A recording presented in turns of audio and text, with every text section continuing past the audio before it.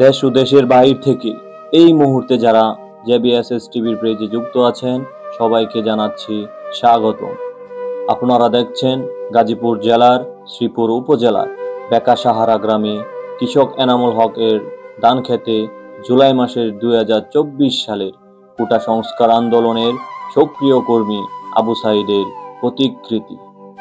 তিনি ছিলেন আন্দোলনের রংপুর বেগম রোকেয়া বিশ্ববিদ্যালয়ের একজন সমন্বয়ক।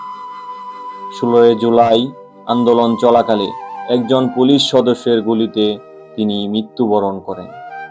কোটা আন্দোলনকারীরা তাকে আন্দোলনের প্রথম শহীদ বলে আখ্যায়িত করেন।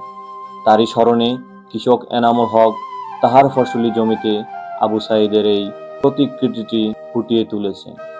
মৃত্যুর কিছু মুহূর্ত আগে আবু সাঈদ এভাবে দুহাত প্রসারিত করে প্রতিবাদী ভঙ্গিতে পুলিশের দিকে তাকিয়েছিলেন। পুলিশ তার দিকে রাবার বুলেট ছুড়লে তিনি ক্ষতবিক্ষত হয়ে মাটিতে লুটিয়ে পড়েন। হাসপাতালে নেওয়ার আগেই রক্তক্ষরণে মৃত্যুবরণ করেন আবু সাঈদ।